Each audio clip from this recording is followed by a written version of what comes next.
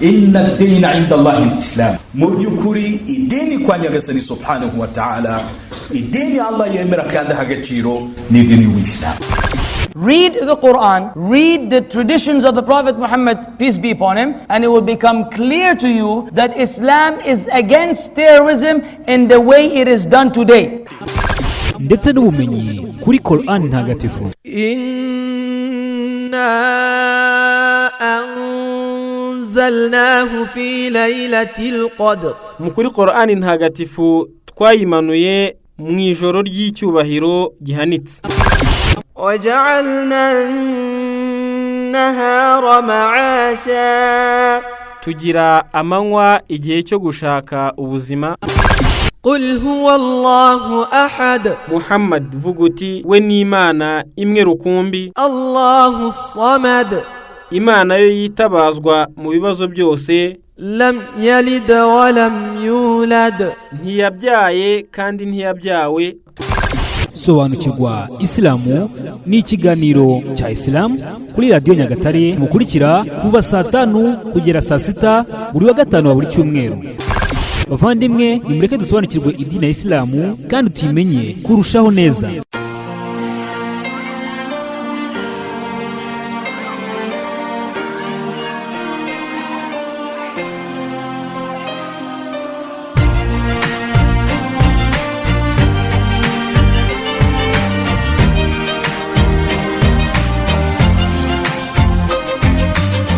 Ubumenyi bw'isi, ubugenge, ibinyabuzima, iremwa rya kiremwa muntu n'ibigize ikirere byagaragajwe bwa mbere na Qoran mu gice cyayo cya 6 Surat An-Nam aya y'101 bigaragara ko Allah ari we muremyi w'isi n'ijuru kandi akaba yararemye buri kimwe hano ku isi kandi azi ibiriho byose. Umunyabugenge wo mu Rusiya Alexander Freeman n'umuhanga mu byerekeye ubumenyi bw'isi George Lametara abashakashatsi bavuze ko isi izenguruka izuba. Ibi bikaba bigaragara muri Qoran igice cya 21 Surat An-Nabiya aya 33 kandi Allah akaba yarabigaragaje ko ari we muremyi w'ijoro, umunsi, izuba n'ukwezi kandi ko ibinyabuzima byo mu kirere bigenda binyuranamo. Izuba naryo bigaragara ko ryizenguruka ku rufatiro rwaryo nk'uko bigaragara muri Qoran igice cyayo cya 36 Surat Yasin aya 38. Ibi bikaba nabyo byaravumbuwe mu kinyejana cya 20 mu gihe Qoran yari yarabivuze kera kose hashize imyaka isaga 1400. Tugendeye ku bahanga mu bumenyi bw'ikirere bavuga ko izuba rigenda ku muvuduko wa kilometero 1720 ku isaha. Ibi bikaba bivuze ko izuba rigenda ku muvuduko wa kilometero 17,180 ku munsi, naho nk'uko imibumbe ndetse n'inyenyeri byose binyuranamo mu isanzure. Ibi byavumbuwe nyuma y'uko Qoran yari yarabivuze kera kose, tukaba tubisanga muri Qoran igice cya 51 Suratul Adhariya aya ya 7.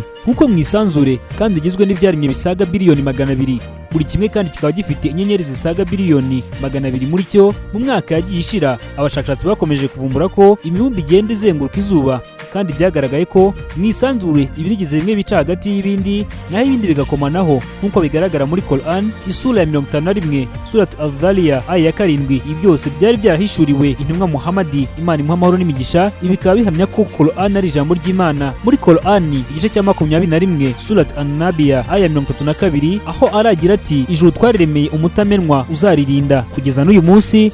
Nkuko bigaragara ibi byaje kugaragazwa n'abahanga mu kinyejana cya 20 ku kirere kibumbatiye bimwe mu bigize uburinzi bw'ibiremwa muntu byo ku isi kugira ngo bitagerwaho n'imwe mu birasire ikaze yabyangiza. Kandi uburinzi bw'ikirere ntabwo twavuga ko bugarukira hano gusa, ahubwo ikirere gituma habaho ubukonje butera guhera ku isi, kuko kiramutse kiretse ubushyuhe buva ku izuba bugatambukaho gato bwakwangiza isi mu gihe gito gishoboka. Nk'uko byagaragajwe n'abashakashatsi, ubushyuhe ikirere gitangira ngo ntibugere ku isi bungana n'ubukana bwa biliyoni 1 bwa bombe atomike muri iki kinyejana. Twagiranye nka bombe zatewe i Hiroshima na Nagasaki, igitonyanga kimwe gusa cyaba kiguye ku isi. Muri Qoran igice cya 86 Surat Tariq aya ya 11 arayivugiye ko ikirere cyaremwe ku buryo gifite isanzure ryizenguruka cyangwa ry'umuzenguruko, aho buri gace k'imirasire gafitiye akamaro kanini ibinyabuzima byo ku isi dutuye. Ubushakashatsi bwagaragaje ko imirasire imwe isubira ku izuba bitewe n'agace kitwa ozonosfere kari ku butumburuke bwa kilometero 25 uvuye ku isi, naho indi yatambuka ikirere ikagera ku isi ariko ikongera igasubirayo yongera igaruka ku gace kitwa troposfere kari ku butumburuke bwa kilometero hagati ya 13 na 15 uvuye ku isi. Ionosfere yo ikigaruka ry'imirasire yageze ku isi ikayohereza mu tundi duce tw'isi nk'uko Qoran aricyo gitabo cyabigaragaje mbere. Ibi koko bivuga ko ari ijambo ry'Imana.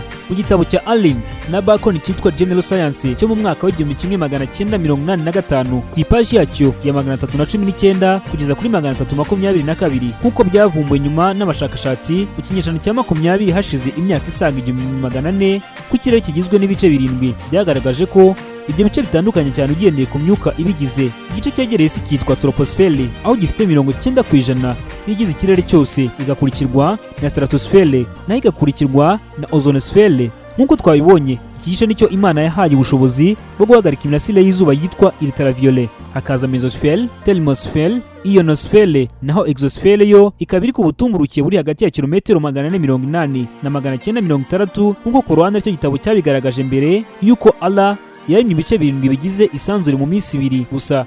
Bivuga ko koko ari ijambo ry'Imana. Tukaba tubisanga muri Qoran igice cya 2 Surat al-Baqara aya ya 29 na Qoran igice cya 41 Surat Fusla aya ya 11 kugeza kuri aya ya 12. Ariko kandi twabibutsa ko nka troposphère ari agace kabika amazi binyuze mu mwuka w'amazi azamuka mu kirere, bityo hakaba ariho imvura itubona igwa ivuye mu kirere iba yaturutse. Kandi Qoran igice cya 7 Suratul Al-Lafa aya ya 57 ikaba inagaragaza ko ikirere gifite ibicu bifite uburemere runaka, aho Allah yavuze ko ajyana igicu kiremereye cyane akakiza mu butayu akahagusha imvura. Ariko wakibaza ukuntu iki gicu tuvuze haruguru kiremera, kandi abantu mu gihe cyashize babonaga ko igicu ari ikintu cy'umwuka, kuko na n'ubu bamwe babifata batanumva n'uburyo kiremera. Abahanga mu by'ubumenyi bw'ikirere bagaragaje ko mu kinyejana cya 20 ibicu biremera mu buryo butandukanye kandi butunguranye, nk'aho twavuga igicu cyitwa cumulonimbus ko ari cyo nyirabayazana y'imiyaga ikomeye n'imyuzure mu bice bitandukanye by'isi, aho gishobora gupima toni 300 by'amazi. Kandi si ibyo gusa, kuko Qoran igaragaza ko imvura igwa mu buryo bubaze kandi bunisubiramo nk'uko byaje kuvumburwa n'abahanga, ko imvura igwa mu buryo bwisubiramo buri mwaka, aho babonye ko mu isegonda rimwe hazamuka mu kirere toni 13 z'amazi. Ibi bikaba bingana na triliyoni 505 mu mwaka z'amazi. Bikaba byaragaragajwe ko imvura igwa mu mwaka umwe ingana n'iyo mwaka ukurikiye, nubwo imvura itagwa mu buryo bumwe ariko ibingana buri mwaka. Reka noneho tugaruke tureba akamaro k'imisozi nk'uko byagaragajwe na Allah muri Qoran.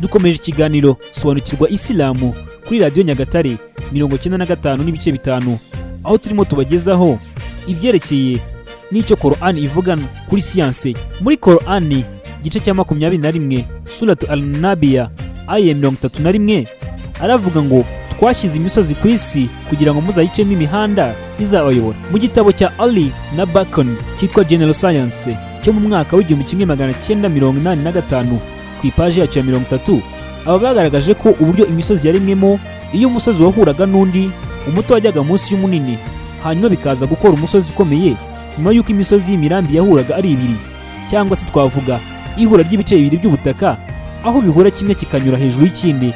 Aho icyacaga munsi cyabaga nk'umuzi w'umusozi, naho ikigiye hejuru kigakora umusozi bwite ufite uburebure bwawo. Rero ibi nabyo bigaragaza ko kuba Qoran yarabigaragaje nta muntu ku bwa Muhammadi, Imana imuha amahoro n'imigisha, wari warigeze abisobanukirwa, bituma mu kuri kugaragarira buri wese yemera ko iki gitabo kibumbatiye ubumenyi butandukanye cyane abahanga muri siyansi bagiye bifashisha ariko batazi inkomoko nyirizina yabwo. Dukomeje ikiganiro sobanukirwa Isilamu kuri Radio Nyagatare 95 n'ibice 5, aho turimo tubagezaho ibyerekeye n'icyo Qoran ivuga kuri siyanse. Muri Qoran igice cya 78 Surat An-Nabai aya ya 6 kugera ku ya 7 ara yagize ati, ese ntitwagize isi isaso n'imisozi tukayigira impambo zituma isi idahungabana? Iyo tugiye mu bumenyi dusangamo icyo bita izostazi mu rurimi rw'amahanga, nk'uburyo usanga imisozi igiye inganya urufatiro rugizwe n'amabuye usanga munsi ya buri musozi. Ibi tukaba tubisanga mu nkoranyamagambo nshya yo mu kinyejana cya 20 yitwa Webster's New 20th Century Dictionary muri edisiyo ya 2 ku ipaji yayo ya 975. Aha rero nk'uko Qoran aricyo gitabo cyabigaragaje mbere, bikaba bivuga ko koko ari ijambo ry'Imana nta gushidikanya. Muri Qoran igice cya 27 Suratul Naml aya 88 arayagize ati muzabona imisozi igenda mwatekerezaga ko ikomeye ariko izagenda nk'ibicu uko bigenda. Iyi ni imirimo ya Allah warimwe buri kimwe kandi azi ibyo mukora. Dukomeje ikiganiro sobanukirwa Isilamu kuri Radio Nyagatare 95.5 aho turimo tubagezaho ibyerekeye n'icyo Qoran ivuga kuri siyanse. Bwa mbere mu mateka umuhanga mu by'ubumenyi uvuka mu Budage Alfred Wegener niwe wavumbuye ko imibumbe igize isi ko yari ifatanye ikaza gutandukana igana mu bice bitandukanye. Hanyuma abahanga mu by'ubumenyi bw'isi nabo baje kubyemeza ko ibyo Wegener yavuze byari ukuri nyuma y'imyaka 50 amaze gupfa, aho bavuze ko igice cyo ku ruhembe rwo hejuru rw'isi rwari rugizwe na kilometero 100 rwigabanyijemo imigabane 6 y'ibirwa byinshi, aho amazi yaje kubicamo hagati kugeza uko tubibona uyu munsi. Ibi nabyo tukaba tubisanga mu gitabo cya Allen na Bacon cyitwa General Science cyo mu mwaka w'1985 ku ipaji yacyo ya 305, cyangwa mu gitabo cyitwa National Geographic Society cyo mu mwaka w'1978 ku ipaji yacyo ya 12 kugeza ku ya 13. Dukomeje ikiganiro sobanukirwa Isilamu kuri Radio Nyagatare 95.5 aho turimo tubagezaho ibyerekeye n'icyo Qoran ivuga kuri siyanse. Muri Qoran igice cya 31 Suratul Luqman aya ya 29 aragize ati ese ntago mwabonye arawe atuma ijoro ryinjira mu munsi naho umunsi ukinjira mu ijoro kandi agahinduranya izuba n'ukwezi mu bihe byabyo? Ara ni mumenyi wa byose. Ibi bikaba bihura nuko isi ari umubumbe, bikaba byaravumbuwe na Sir Francis Drake mu mwaka w'1577. Naho muri Qoran igice cya 39 Suratul Zumra aya ya 5 arayavuze ko yahinduranyije amanywa n'ijoro, n'ijoro arihinduramo amanywa. Muri Qoran kandi igice cya 79 Suratul Nazia aya ya 30 arayavuze ko yaremye isi ahisho y'umubumbe. Kandi muri Qoran nanone igice cya 25 Suratul Furqan aya ya 31 arayavuze ko yashyize mu isanzure urumuri rw'umucyo rumurika rwo zuba n'ukwezi kandi zikamurika mu buryo bunoze. Ibi rero ni imwe mu bimenyetso twabaremeye. Ibi byose bikaba byaravumbuwe nyuma y'imyaka isaga 1400 kandi byari byaravuzwe muri Qoran imbere hose. Ibi nabyo birakomeza gushimangira ko koko Qoran ari ijambo rya Allah nta gushidikanya. Muri Qoran kandi igice cya 57 Suratul Hadid aya ya 25 Allah yivugiye ko yamanuye mu isanzure icyuma cya feri ngo gikoreshwe n'abantu mu gukora ibindi byuma hano ku isi. Ibi nabyo bikaba byaravumbuwe mu kinyejana cya 21 hashize imyaka isaga 1400 bivuzwe muri Qoran, aho abahanga mu by'ubumenyi bw'ikirere baje kuvumbura ko ibyuma bya feri bikoresha hano ku isi bikomoka mu isanzure biturutse kuri fenomene yitwa anova na supernova, aho inyenyeri nini iruta izuba yegeranya ibyo byuma mu isanzure hanyuma bigashyuhira hamwe ku bushyuhe busaga °C 100, hanyuma bikazagera ubwo biturika bigasandarira mu isanzure, aho nyuma buza kuzagwa ku isi bukazakoreshwa biciye mu gutunganywa mu nganda zitandukanye, bukaza kuvamo ibyuma bitandukanye dukoresha kugeza uyu munsi. Ibi n'ibindi mu byerekeye isanzure bigaragaza ko Qoran ibumbatiye ubumenyi bwinshi bwagiye buvumburwa n'abahanga mu by'ubumenyi bw'ikirere, kandi bikaba bigaragaza ko koko mu by'ukuri Qoran ari ijambo rya Allah nk'uko byemejwe n'abashakashatsi bakorera ikigo gikurikirana ibyerekeye n'ubumenyi bw'ikirere muri Leta Zunze Ubumwe za Amerika aricyo NASA mu mwaka wa 2012. Reka tugaruke turebera hamwe bumwe mu bumenyi Qoran ibumbatiye mu byerekeye n'imibereho ya kiremwa muntu hano ku isi.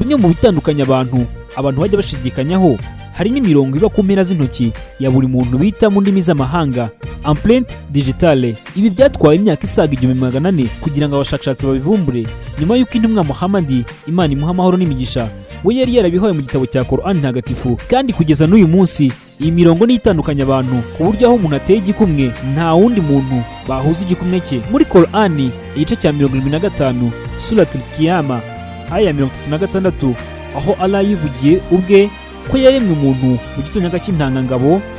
Ibyahishuriye intumwa Muhammad, Imana imuha amahoro n'imigisha, ubwo yasengaga yerekwa mu gihe cya Ramadani. Ibi nabyo bikaba byaraje kuvumburwa n'abahanga mu by'ibinyabuzima nyuma y'imyaka isaga 400, na n'ubu abahanga bakaba ari byo bakigenderaho bakora ubundi bushakashatsi. Kandi Qoran igice cya 39 Suratu Zumra aya 6, Allah avuga ko yaturunye mu nda za bamama buhoro buhoro tunyuze mu bice bitatu. Bikaba byaraje kuvumburwa nabyo mu kinyejana cya 20 nk'uko tubikesha igitabo cyitwa Basic Human Embryology edisiyo ya 3 cyanditswe n'uwitwa William Peter mu mwaka w'1984 ku ipaji yacyo ya 64. Igitabo kikaba kigaragaza ko umwana mu nda nyina guhera kirigi kugeza avutse ko akura aciye mu bice bitatu, ari byo pre-embryonary, ni ukuvuga ibyumweru 2 nyuma yo guhura kw'intangangabo n'intangangore. Icya kabiri ni icyitwa embryonary, ni ukuvuga ibyumweru 8 bikurikira, naho icya gatatu ni icyitwa foetale, ni ukuvuga ibyumweru bikurikira kugeza umwana avutse. Aha twabibutsa kandi ko mu mikurire y'umwana abahanga mu byerekeye ibinyabuzima bavuga ko kugeza ku mezi 6 umwana yavuka akabaho, aho usanga ashyirwa mu byuma bizwi mu ndimi z'amahanga nka kuveze bifasha umwana kuguma ku kigero cy'ubushyuhe buba mu nda ya nyina. Ariko bakavuga ko nanone umwana ku mezi 8 atabaho haramutse havutse ikibazo cyatuma avuka. Rero ibi byose nta muntu warigeze abimenya mbere, ariko Qoran yari yarabigaragaje mbere y'uko abahanga mu bya siyansi babivumbura. Muri Qoran igice cya 23 Surat Mu'minun aya 78, aravuga ko yahaye umuntu amatwi yo kumva, amaso yo kubona, ndetse imuha n'ubwenge, ariko umuntu ntabwo yigeze abyishimira. Aya magambo agaruka kenshi muri iki gitabo gitagatifu kibumbatiye ubumenyi bwinshi akurikiranye gutya: amatwi, amaso n'ubwenge. Kandi aya magambo nayo yaje kuvumburwa nyuma, nk'uko abahanga mu by'ibinyabuzima baje kuvumbura ko ku munsi wa 22 umwana abanza kuzana amatwi akazatangira kumva hashize amezi 4, nyuma haza amaso, hagasoza ubwonko. Ubu rero bukaba ari uburyo izi ngingo z'umwana zikurikirana mu kubaho. Ibi nabyo bigaragaza ko Qoran yabivuze mbere y'aba bahanga. Iki kandi kikaba nacyo ari kimwe mu bimenyetso byerekana ko Qoran ari ijambo rya Allah. Dukomeje ikiganiro sobanukirwa Isilamu kuri Radio Nyagatare 95.5, aho turimo tubagezaho ibyerekeye n'icyo Qoran ivuga kuri siyanse. Arabwiye intumwa Muhammad, Imana imuha amahoro n'imigisha, ko mwene muntu agomba gufata amagambo ya Qoran akaba ari yifashisha mu bumenyi bw'isi butandukanye, ndetse kandi kagomba kwizera amagambo y'Imana imwe rukumbi aradashakiye mu zindi mana zindi, aho tubisanga muri Qoran igice cya 2 Suratul Baqara aya 82. Ibi bikakwereka ko abantu bagomba kwifashisha iki gitabo gitagatifu kugira ngo babashe gusobanukirwa byinshi Allah yaremanye ubuhanga bwe, aho muri cyo yanditse ngo igitabo cyuzuyemo ubwenge n'ubuhanga tukimanuye ku isi kugira ngo mugikurikiye murusheho kumenya ndetse no kwizera Allah, maze muhabwe umugisha. Tukaba tubisanga muri Qoran igice cya 6 Suratul An'am aya 155. Iki nacyo kikaba ari ikimenyetso cy'uko Allah yabwiye abantu kuzifashisha iki gitabo gitagatifu kugira ngo babashe kumenya byinshi. Niyo mpamvu dusoza iki cyegeranyo tubagezaho bamwe mu mazina y'abascientifique baje kumenya aya mabanga Qoran ntagatifu ibitse, bagahitamo inzira yo kuyoboka idini ya Isilamu nta gushidikanya. Iki gitabo kandi kubera ubuhanga bwashyizwemo na Allah hamwe n'ubuhambare n'icyubahiro cye, byatumye atagaragaza Muhammad nk'umuntu abantu bagombaga gucishaho amasengesho yabo, aho yamuvuze muri iki gitabo gitagatifu inshuro 4 gusa. Twavuga muri Qoran igice cya 3 Suratul Imran aya 144, Qoran igice cya 33 Surat Ahzab aya ya 40, Qoran igice cya 47 Surat Muhammad aya ya 2, no muri Qoran igice cya 48 Suratul Alfaf aya ya 2. Ibi kandi bigaragaza ko igitabo gitagatifu kitamanuwe mu ijuru kigamije guhimbaza cyangwa kuvuga ibigwi intumwa Muhammad, Imana imuha amahoro n'imigisha gusa, ahubwo ko cyuzuye mu buhambare bwa Allah n'imbaraga ze zidasanzwe. Naho intumwa Yesu mwene Mariya cyangwa se Isa bun Mariyamu avuga muri Qoran inshuro zisaga 25. Aha tukabonera no kwibutsa abantu ko Yesu adafatwa nk'umwana w'Imana, ko ahubwo Qoran mugaragaza nk'intumwa ya Allah. Ikindi twavuga nuko nyina wa Yesu twita Mariya cyangwa se Mariyamu mu Cyarabu agaragara muri Qoran igice cya 3 Suratul Imran, no muri Qoran igice cya 19 Surat Mariyamu. Aha hakaba ariho usanga havuga inkuru z'umugore umwe rukumbi uvugwa muri iki gitabo gitagatifu. Dukomeza ikiganiro twabateguriye mu kiganiro sobanukirwa Isilamu kuri 95.5 Radio Nyagatare. Twabibutsa ko mu minsi yashize mu Bwongereza hagaragaye Qoran igaragara ko ariyo mu gihe cy'intumwa Muhammad, Imana imuha amahoro n'imigisha, aho abashakashatsi bagaragaje hifashishijwe ikoranabuhanga rya carbon 14 ko iyi Qoran ariyo mu mwaka w'1920 ikaba yarageze muri iki gihugu cy'Ubwongereza ivuye mu gihugu cya Iraq. Umwarimu akaba n'umushakashatsi muri kaminuza ya Birmingham muri iki gihugu cy'Ubwongereza, Professor David Thomas, yagaragaje ko izi nyandiko zanditswe ku muzihene cyangwa iz'intama hagati y'umwaka wa 568 na 645. Dukomeje ikiganiro sobanukirwa Isilamu kuri Radio Nyagatare 95.5, aho turimo tubagezaho ibyerekeye n'icyo Qoran ivuga kuri siyanse. kandi ubusanzwe umushakashatsi bugaragaza ko intumwa Muhammad, Imana imuha amahoro n'imigisha, yakiriye ubuhanuzi bwanditse muri Qoran hagati y'umwaka wa 610 na 632 ari nabwo yapfuye. Ibiro bikaba bigaragaza ko iki gitabo cyavumwe muri iki gihugu cyakoreshejwe n'intumwa Muhammad akiriho. Reka rero nk'uko twabibabwiye tubagezaho amwe mu mazina y'abascientifique baje kumenya aya mabanga Qoran ntagatifu ibitse, bagahitamo inzira yo kuyoboka idini ya Isilamu nta gushidikanya.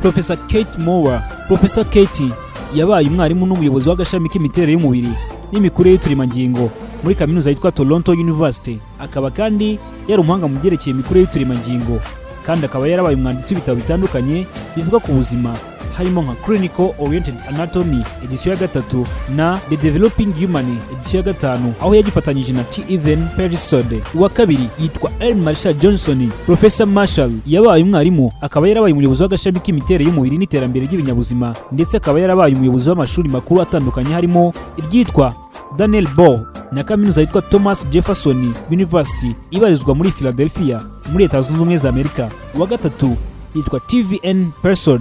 Professor Persod yabaye umwarimu w'imiterere y'umubiri n'umwarimu w'imikurire n'ubuzima bw'abana muri kaminuza ya Manitoba izwi nka University of Manitoba iherereye Winnipeg, Manitoba mu gihugu cya Canada. Jolley Simpson.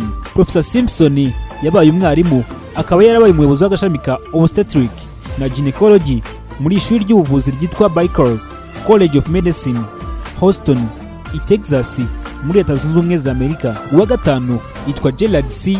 Goeringer. Professor Gerald yabaye umwarimu mu byerekeye ubuvuzi n'imikurire y'umwana mu nda ya nyina, akaba yarabaye umuyobozi w'agashami k'imiterere y'umubiri mu ishuri ry'ubuvuzi muri kaminuza yitwa Georgetown University i Washington DC muri Leta Zunze Ubumwe za Amerika. Uwa gatandatu yitwa Alfred Kroner. Professor Alfred yabaye umwarimu mu byerekeye ubumenyi bw'ikirere, akaba yarabaye umuyobozi w'agashami k'ubumenyi bw'ikirere muri kaminuza yitwa University of Mainz mu gihugu cy'Ubudage.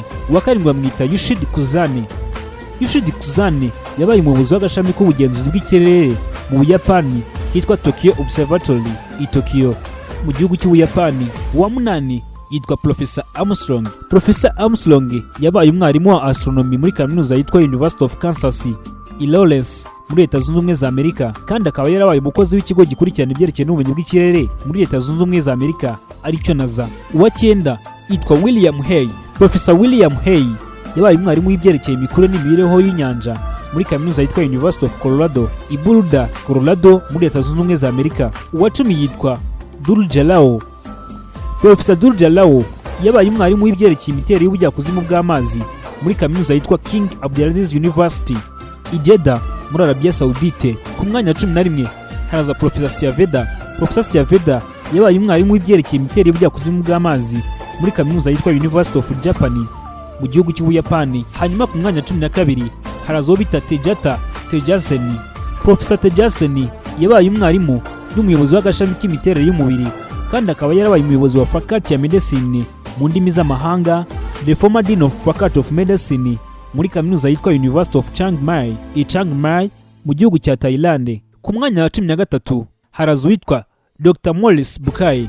Dr. Morris Bukai yavutse mu mwaka w'igihumbi kimwe magana cyenda makumyabiri, akaba yarabaye umuyobozi w'agashami kari gashinzwe ibyerekeye kubaga abarwayi muri kaminuza yitwa University of Paris mu gihugu cy'Ubufaransa, kandi akaba yaramaze igihe kinini yibanda ku guhuza ibitabo bibiri ari byo Bibiliya na Qoran n'ubumenyi busanzwe, aho yaje gusanga kandi ubwe agahamya yuko koko Qoran ari igitabo gitagatifu cyuzuye ubuhanga kandi butagereranywa na Bibiliya, kuko ubwe ari umwe mu bahanga bagiye bahindura Bibiliya mu ndimi zitandukanye, dore ko ari nawe wagize uruhare rw'iyandikwa rya Bibiliya mu rurimi rw'Icyarabu kugeza ubikoreshwa n'umubare muke w'abakristu uboneka muri bimwe mu bihugu by'Abarabu kugeza uyu munsi wa none. Aba bascientifique bose bakaba baraje kuba abayisilamu biturutse ku kazi gakomeye kakozwe na Sheikh Abdul Majid Zindani wakunze kubaha imwe mu mirongo ya Qoran itandukanye, aho yibandaga gusobanurira buri wese ibigendanye n'icyiciro yabaga ahagarariye kuva ku itangira ry'isi n'uburyo yaremye kugeza ku bushakashatsi bakoraga hashize imyaka isaga 1400 bivuzwe muri Qoran. Aba bashakashatsi muri siyansi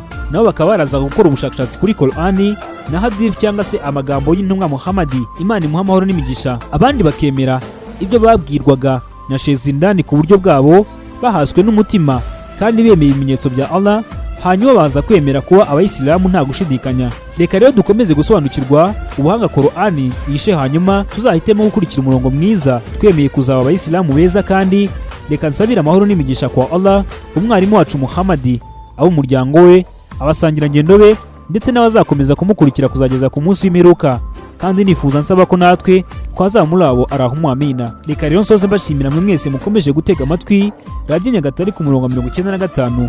Iki cyari ikiganiro sobanukirwa Isilamu kuri Radio Nyagatare, naho ngiye wagejeje iki cyegeranyo ndi Kubwimana Patrick Arafat. Assalamu alaikum wa rahmatullahi wa barakatuh.